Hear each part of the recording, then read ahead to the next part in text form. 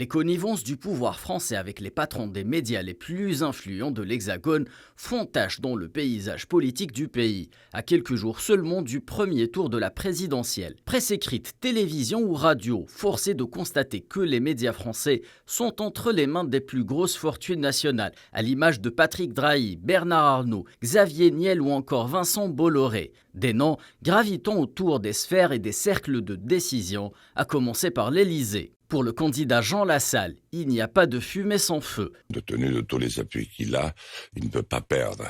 C'est quoi les appuis qu'il a? Ça veut dire quoi ça? Qu'est-ce que ça veut dire? Qu'est-ce que ça veut dire? Il a Patrick Drahi, que vous connaissez bien, BFM TV.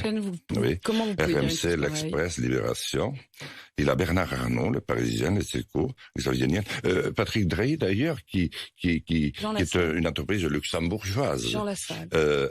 À Guernesey. C'est la faute des autres. Bolloré, ce matin, vous avez la parole et vous pourriez l'utiliser. Zemmour. Vous voyez l'équilibre. En effet, ces noms sont réputés proches ou adversaires du chef de l'État Emmanuel Macron ou de certains candidats à sa succession, comme la nouvelle égérie de l'extrême droite Éric Zemmour. Dans les deux cas, les observateurs de la politique française dénoncent une atteinte à la neutralité de la campagne électorale et au pluralisme de l'information. C'est ainsi que dans une interview publiée par le journal italien Il Corriere della Sera, l'ex-locataire de l'Élysée François Hollande fustigeait les liens qui relieraient Éric Zemmour au propriétaire de la chaîne CNews, accusé par certains candidats à la présidentielle de rouler pour le polémiste.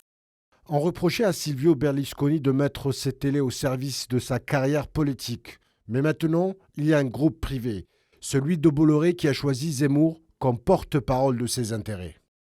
Alors que les OPA se poursuivent, la concentration des médias français entre les mains d'une poignée de milliardaires est aujourd'hui source de nombreuses interrogations sur la liberté de la presse en France.